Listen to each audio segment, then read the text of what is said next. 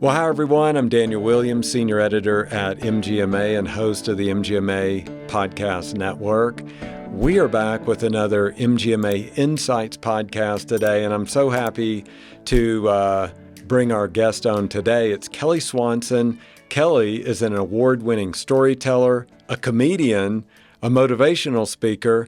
Kelly and I were reminiscing offline that she has spoken in front of that MGMA audience before. It's been a minute or two, but she was just telling me how much she loved that MGMA audience. We may have to get her back on the stage in front of that MGMA audience again soon. I did want to share a couple of other things. She is the author of Who Hijacked My Fairy Tale and The Story Formula. And she was recently inducted into the National Speakers Association Speaker Hall of Fame. That is really cool. Kelly Swanson, welcome to the show. Hey, thanks for having me here. I remembered something. I know you haven't asked me a question yet, Daniel, but it'll be fine. But I remembered at the MGA group that I spoke to, I can't remember what state it was, but I remember a guy came up to me and he said, I wasn't sure where you were going, but once I figured it out, I had a ball. And I thought, this group appreciates my weirdness and the fact that they're never really sure where I'm going. So buckle up, because this podcast is probably going to be in that same vein. That is so cool. And it's so much fun. Now, you were telling me you're from an area called High Point, North Carolina. Is that correct?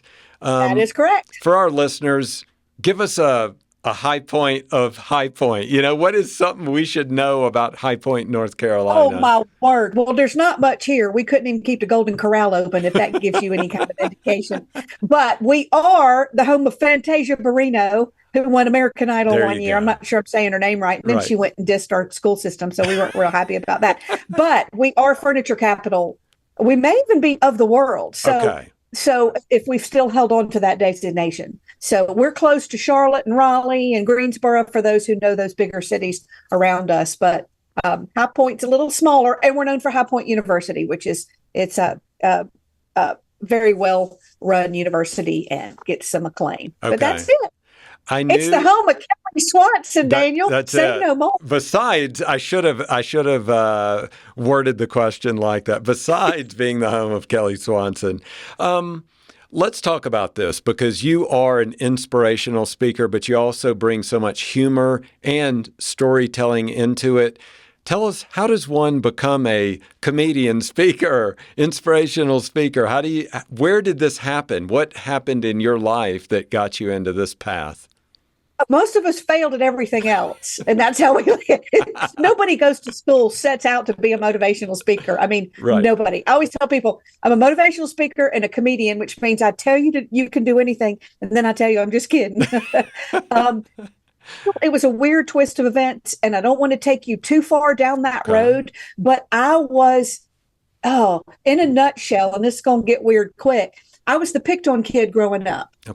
Bullied, picked on, toxic environment. And so I disappeared in books and stories, and I created my own imaginary town. And it just sort of saved me, so to speak. And it never left. Mm-hmm. And I found refuge in stories. That's why my topic has always been story. And fast forward through the years, it turned out I had a gift at that, at being able to write and tell these stories that made people laugh, that encouraged them. They were always about nothing, but really about everything, if that makes sense. They were about ordinary people. And just from the very beginning, I had this way of, it's going to sound better now, I didn't know it then, of helping change the way we look at our world and the people around us. And so fast forward, it was just a hobby. Mm-hmm. And then I was an English major, didn't know what I wanted to be or do. Thought I was going to get married, have kids. I mean, what other, I was from the South. That was pretty much all that was written in our book. At least, mine anyway. And so I took a writing class after college. I majored in English. But after college, I took a writing class with a bunch of teachers, that was a catalyst moment for me, because we had to tell our stories. Mm-hmm. And I was like, whoa, I'd never told them to anybody other than like family and friends. And the teachers were like, whoa, your stories are so good, but the way you tell them is even better. Would you come to our school?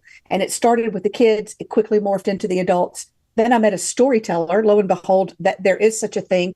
There's a big cult following of storytelling festivals. And I just fell hook, line, and sinker into that world. And I went, oh, wow, this is what I want to be. And how do you make money at that? Okay. And there's been a lot more twists and turns, but I just found something I was good at that I love to do. I see myself as an artist. Mm-hmm. More, I mean, yes, I'm a speaker, and yes, I teach it and do coaching and consulting, blah, blah, blah, but I'm really an artist who tells stories, and then I peel that back and I show you how I'm able to do what I do and why that matters to you. So long-winded, but there you go. Yeah, that is so cool. So you were sharing some of your childhood and growing up. You said you were that picked on kid and you kind of became introverted in that way and really fell in love with stories. What are a couple of the stories that really inspired you, that you really connected with, that you found a pathway out of kind of that situation that you were in? Well, that's hard to say. My life is full of hundreds of stories. Mm-hmm. When people ask me how I got to be where I am, I immediately go back to my childhood and my grandmother. Mm-hmm. And I can't even tell that whole story today. In fact, I even turned it into a song. Now it's a song on iTunes, Grandma's Station Wagon. But we lived in the South. We all lived around each other. And this is when I was in Georgia at the time. Okay. And we would all go over to Granny's house on Sundays, and everybody would pile into that tiny little house. We were all dirt poor. Nobody realized it. And the children sat on the floor and the adults got the furniture, and you didn't need to tell them.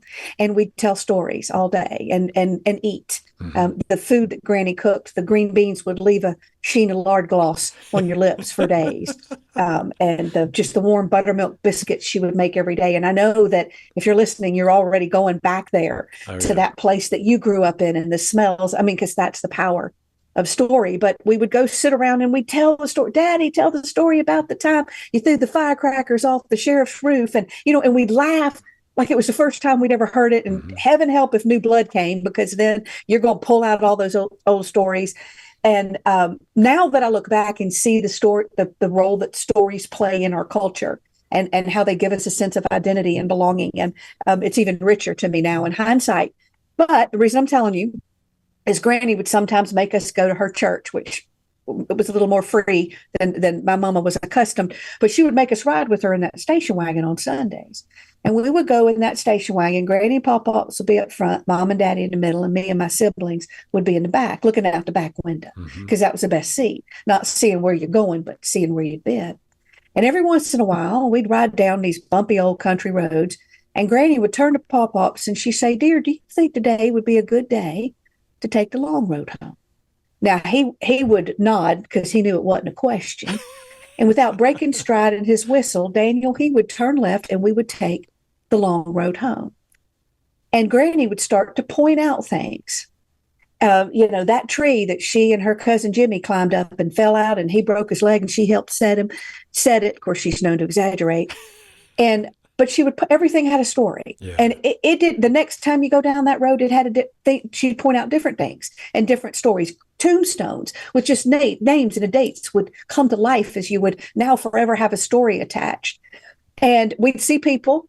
We'd always pull over. She'd talk to somebody. She had this way. It didn't matter if she knew you for a minute or a lifetime. She'd start asking you questions about your life, kind of like you're doing here today. Mm-hmm. And she'd start to pull out your story. And she would have this way of holding it up and looking at it like it was the most exciting thing in the world. Like she was helping you see your own life in a different lens. And my grandmother on those Sundays was teaching me something that I didn't realize for many years. But now that I look back, she was teaching me 2 lessons. At least I think she was. Okay. Number one, that no matter what road you go down, how stressful, filled with the same things, filled with the same politics, same people all around you, you have the power to change how you see that road, how you frame it, the narrative that runs through your head. Reality is just this much. The rest of your life is what story you're going to write with that. I mean, and that is, I know some of us is like, yeah, I learned that 20 years ago. Some of us are still getting it like me. So that's what she taught me, how to live a story-driven life. That was the first lesson. The second was she believed people were put in your life for a reason, whether it was on your job description or whether you're on an old country road. And she believed that we're here to influence other people, and that the key to doing that was to step into their story outside of your own perspective and comfort zone, step into their story and share a piece of yours. And that's called, I call it now, story-driven impact. And what's so amazing, it all sounds so common sense and simple, but I think we've gotten away from a lot of that, or we have not figured out how to take that skill set and put it in, and use it in our business. And that, we're not getting there now, but and that's one tiny little story. One other piece I want to tell you that jumps out at me is I was given a keynote.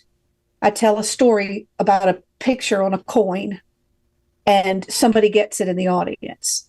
And at the end of the thing, the lady came up to me and she had her coin.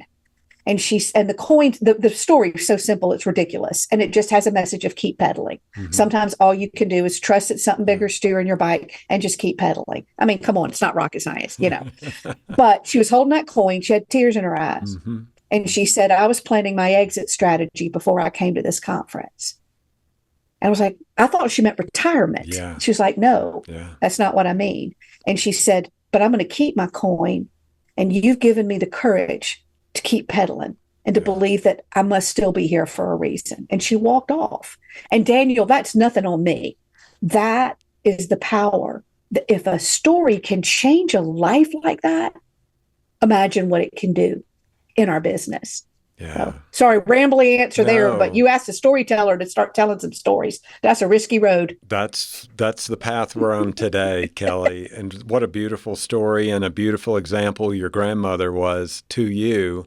Let's talk about that then. You were saying that when we encounter people in our lives, there's a reason behind that. And talk about that. Let's couch it in the environment that our listeners are in. That's at MGMA, their medical practice, administrators. We don't have to narrow it down to that focus, but think about it in the environment that they're in. They're caring for people. They're sometimes burned out because of that, about the long hours that they're working and all the challenges that they have administratively with paperwork, all the things that go on there. What can they take out of that work from a storytelling perspective that can help them get through that day? Because I've had conversations with many of them who are really struggling on that day-to-day basis. So talk about that. Right. I mean, we're hitting record highs on people who are disengaged in their work and in their lives. I don't know how we got here, but that's not my job to figure out. But I agree. Stress, anxiety, just at an all-time high, and in your industry, most of all. And I'm not going to claim I know it. So let's go ahead and separate that. I'm going to talk more about being on the receiving end of what you do than I'm going to talk about being in the positions that y'all are in. But stress is high. First thing I want to say is that stress is never what's happening to us. It is always how we internalize it. It is how we frame it. It is what we're walking away. It is the things we are saying to ourselves. I know that sounds like very simple and basic, but it's true. Nobody talks to you more than you do all day long. Nobody influences you more than you do. So on a personal level, when the stress is getting high, that's on you to be able to check in on that inner script and see if it's working for you or against you. What mantras are you running through your head? What are you saying to yourself on a daily basis? I can't do this. There's not enough time. I mean, we can make ourselves start to hyperventilate just thinking about the scenarios. So the first thing I would say is, and some of you may already know this, but people like me didn't always know this, and we're still forgetting it. The first thing is that pay attention to what you're telling yourself on a daily basis, from the minute you wake up till the minute you go to bed, and what are those inner narratives, and what do you need to do to reframe them? Okay, that's the first thing, whether it's meditation, positive affirmations, whatever. But the second thing is, just as you can reframe your world, you can help reframe others. So when you're in positions of leadership, you have the ability. We just talked about the stories you tell yourself. You have an ability to paint the pictures for your people, to tell those stories to others. Now, In some cases, you will have an opportunity to think about that moment, define it, write a story, and be ready to go in it in that meeting or on social media with. Well, stories work really well also in social media and marketing. Yeah. So we're kind of Yeah. they work in every area, but some of you have time to craft a story and to think about it. Others will not. And it quite simply comes down to, I think, the way that we get engaged in our work. One way, the only way I'm going to address, is by getting reconnected to the passion and purpose for what we do, why we do it, and why it matters. I think many of us are disengaged. I'm not saying we don't have things to be stressful about, Right. but in some cases, it's because we've lost sight. We're not being reminded of the story of what we do and the lives that are touched and the ways that we're served in a way that has to be done beyond one motivational speaker at a yearly conference. That consistent tapping into, I think everybody should have a why story. That's a great exercise to do as a team. And not just why you do what you do, a list of facts, but take me to a moment. Tell me that face you're always going to see that brings you right back to the reason why you do what you do. And maybe it's a face in your family, but having that why story is so important, and sharing it across, I know this sounds all kumbaya, but sharing it across it when you have opportunities and meetings and when you're working in different areas, because you understand each other better. And your why story needs to connect the brand story and the customer story to yours. That's a lot, but I'm also going to simplify it a little bit and really talk about the receiving end of this. I know you're doing different things. I'm going to talk in terms of, my father was sick for a couple of years, and he was in hospice. We were in many healthcare places with different providers coming and going. It was always a folder passed to someone else. Okay. And so we as his family were always desperate that y'all, the provider coming in, would know this man laying here and how much he meant to us. And when we felt that you took the opportunity to step into his story and find out something about him that was personal. And when you shared something personal about yourself, because story is a bridge, it's when you find common ground. Like, oh, my father went, when you took just a second to do that, you did something for us that was so valuable, you almost can't measure it. We had one person that messed up in a really big way. But there was no way we were going to sue anybody, because we loved that nurse, and we were willing to overlook that because, and let me give you one example of what he did. And this doesn't take practice. This takes just a mindset. But and it sounds so simple, but so my father's in a hospital bed. The caregiver comes in, and I'm not even sure exactly his role. I'm calling him nurse. I don't even know. I mean, he had a folder. Right. He was at the computer. He had a lab coat, whatever. Right. But he found out my dad liked the Eagles, and he loved the Eagles. So he went, found out my dad's favorite songs, got his favorite songs, made a playlist, came and plugged it into the computer. I don't even know you could do that. That's beside my father's bed in the hospital, and played the songs for my father every opportunity he had, and they would do air guitar together to their favorite Eagle songs. Yeah. Okay. How long? Maybe it took him more than most of you will have in a day, but it didn't really take him long to go do that. My father, before he died, made us go into his prints of art and find the one of the sea turtles, because this man was from another country where they love sea turtles, whatever, and go wrap it and find out where he lived and put it with a handwritten note we had to help him write on the package and put it on his front porch. And there are many stories, Daniel, of caregivers, of hospice. And it can be administrators. I don't care where you are. Right. If you're sitting at a desk and I pass you, we have that divine appointment right there where you may just be getting a cup of ice. I saw countless examples of people who never bothered to look up and step into our story, but countless examples of people who did. And that's the core concept. is that human connection happens when you tap into someone's story and when you're vulnerable or willing to share a piece of yours. And it can have it in seconds. It's either a mindset or a craft where now you're in marketing and you've got to create stories for your social media campaign so that you can attract, or getting testimonials, which where story takes on a much more practical, how do we structure it? We need a character. We need a blah, blah, blah, blah, blah. It takes on something different. It's a tool that can be used across the board by everybody. Right. That is such a great story. Thank you for sharing that. You mentioned something that really caught my attention there. You said that so often people will, hear you speak for an hour at a conference. They can be so moved to laugh, to cry, whatever that emotion might be. We've all been in this situation, and then we walk away from the conference and that elation or that emotion that we felt just dissipates a little bit by little bit by little bit. And then they go back to the grind of their jobs. You are a professional storyteller, so you are living the storytelling world constantly. How do you create that spark in someone and then have them carry the torch of storytelling? How do you bridge that gap? Well, and that's a tough bridge to gap. Yeah, because there's only so much. I got an hour. I can't fix y'all for the rest of the year. You know what I'm saying? I mean, I'm not even in a training capacity. No. And I can do what I can. It's like Zig Ziglar said, I think it was him, motivation's important. That's why you need to do it every day. Okay. Some of the good speakers will embed, let me not word it like that.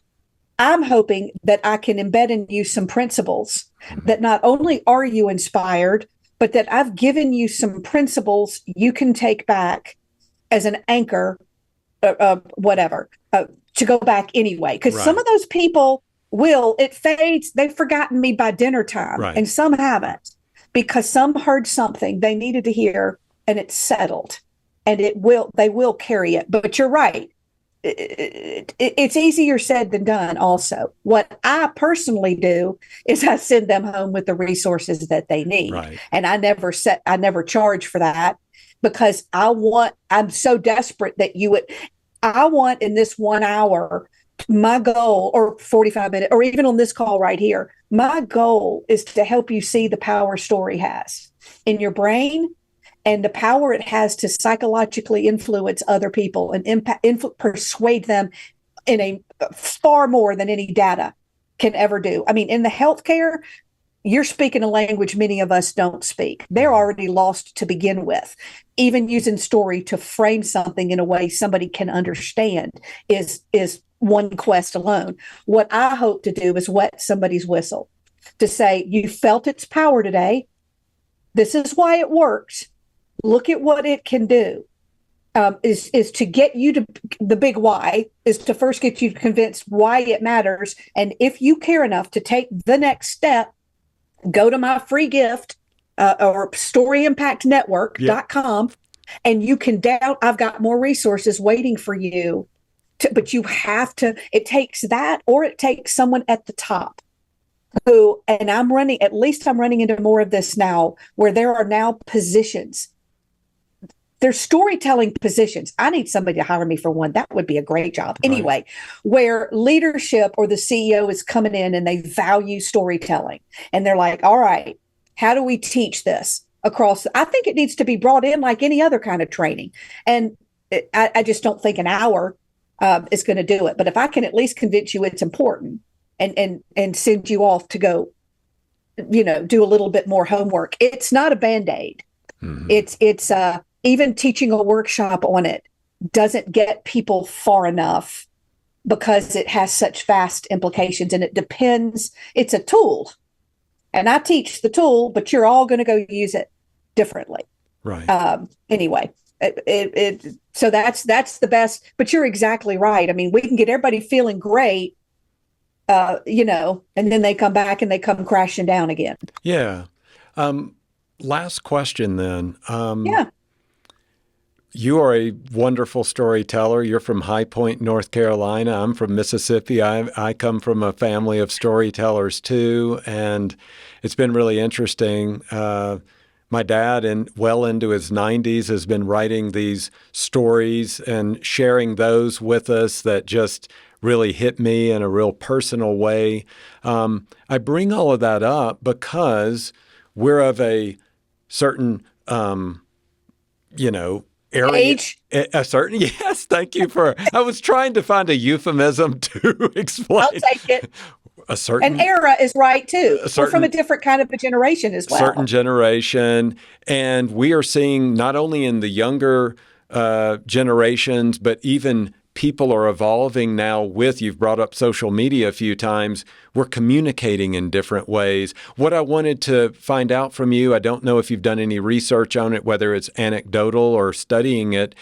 Are we changing the way we tell stories, and how does that impact how we communicate moving forward? Well, that's a loaded question, but I'm going to just give you two thoughts I have on that. Okay. And with AI, get ready, world, because it's already rocked my own business. I can't imagine I just can't imagine. Right. Communicating. I do believe that what these generations of people, I'm just going to look at my own son, raised up on a phone and an iPad, their communication skills, his were abysmal. Okay. And he's going to need them unless we're just going to get rid of communication. Right. So there is a sense of, we're going to have to work on that. An emotional connection. That's really at the core of what story is. Right. It's emotional connection with people. And I believe we are in a day where people are more disconnected than ever before. They're on information overload. Which I believe, again, this is an uneducated opinion, I believe makes them crave that interaction and that connection and that emotion more. Second thing I'll say is, we had a speaker at our national conference last year. I think it was last year. He closed us out. He was from Dubai. And his whole thing was on AI and how it's going to disrupt, how it's already disrupted. And it just blew our brains. It was unbelievable. But the angle of his speech was, so what do we do? Now, he was speaking to speakers, and we like to say we're thought leaders. I chuckle when we say that, but he's like, how do we navigate what's coming? And what jumped out at me, and it jumped out because it's exactly what I wanted to hear, is, he was talking about in the different eras, different things were valued, your brawn and your might and your, whatever. And then it's the college education and the intellect and whatever. He said, what will be valued in the future? And I'm thinking near enough future where I'll still be alive to operate in it. Good Lord willing, and the creek don't rise. He said, what will be valued is emotional intelligence, is connection, is story. He actually said, Daniel, the word, and this guy has studied it extensively. Yeah. So it kind of made me feel like those of us who are talking about, because I don't think the need for us to connect. I've been taught for as long as I can remember that people buy from people they like, trust, believe, and feel like they know. That buying, whether you're selling a product or selling an idea or getting a customer to come back, that all of that is done through emotion. Whether they like you, trust you, believe you, or know you. Unless that's going to disappear out of this framework somehow, story does that. And information cannot do that. Your story shows us who you are without you having to tell us. Your story makes us like you and trust us. Your story makes us lower our arms. Your story makes me less likely to sue you. Your story is what everybody as a group can collectively get excited about, and their piece in that group story. So yeah, I don't know what's coming, but those are my two answers for, what the question you've asked me. I wish I had more, but no, I'll try to keep up. That is wonderful. So if people have gotten inspired today from you and want to know more, where would they go? Tell us, give us a resource or resources where they can learn more about Kelly Swanson. Well, if you opened up the internet and typed in another beauty of age, as I've been on there for 2 decades, if you opened up the internet and typed in Kelly Swanson speaker, you'd find me everywhere. So I'm anywhere your platforms are that you happen to like to go, or just go to kellyswanson.net, okay. NET. That's my website. or find me on LinkedIn and ask me some questions. And I'd love to. I'm connected with some of the people in your group on LinkedIn, but I haven't really been chatting.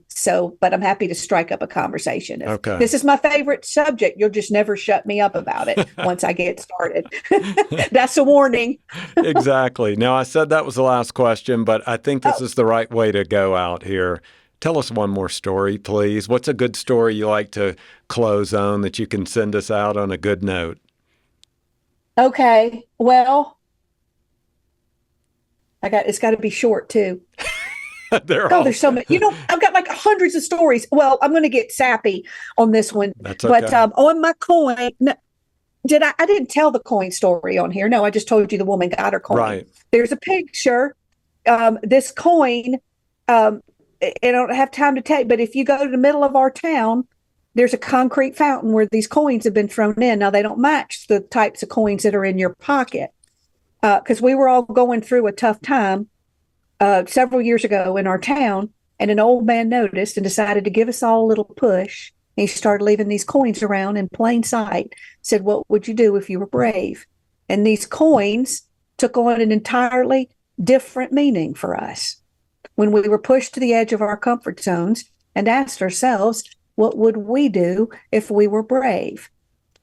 And on the coin is a picture of Douglas and his grandpa. You see, Douglas was about 6 or 7, I think, and he was a worrisome kid. Daniel, he lived on the anxious side of life. And so for the other boys his age, while riding a bike was a rite of passage, for Douglas, it was a wish wrapped up in a worry. And he'd sit on that window seat every day watching other little kids ride by his window, and his grandpa noticed and recognized the feeling. And he said, come on, Douglas, I'm going to teach you how to ride a bike. Now, Douglas was scared, but no fear could outweigh the joy of spending the day with his grandpa. So they loaded up the pickup with their bikes and headed for Harlow's Hill. Now, that's the best hill in our town for sledding. Many kids sledded down to a lost tooth at the bottom. Yeah. But on this day, it was empty, quiet, kind of like it was waiting for a young boy and his grandpa to conquer his fears. And they sat at the top of the hill, both of them on top of their bikes. And Grandpa turned to Douglas and he said, you're going to face a lot of hills in your life. He said, the only thing I can tell you is you got to get on that bike and you just got to keep pedaling. Mm-hmm. And about halfway down, if you really want to have some fun, trust that something bigger is steering that bike, and you loosen that grip on those handlebars and you raise them up and you'll fly. And sure enough, not too much later, after a nod from Douglas and a nod from his grandpa and a little push, sure enough, about halfway down, 2 sets of hands rose up above those handles. Because you see, Daniel, that day, they learned a lesson, which I'm learning as I hear it, maybe you are too, that life isn't supposed to be lived with such a tight grip on the handlebars. There's so much we can't control. Sometimes you just got to get on that bike and just keep pedaling, trusting that something bigger is steering that bike, and be bold enough to raise your hands in the air and you'll truly fly. There are many more stories of this coin and where it landed in my small town with a big heart where the people stay but the gossip travels. Just remember, you didn't hear it from me. Kelly Swanson, you're a treasure. Thank you for your gift of storytelling. Thank you so much for joining us. Thanks for having me. I appreciate you listening and anybody else listening, and I hope y'all have a good day. All right. I think we're having a better day already. So this has been Kelly Swanson sharing her storytelling with us today. I'm going to provide a direct link in the episode show notes so you can learn more about Kelly's storytelling. Until then, thank all of you for being MGMA podcast listeners.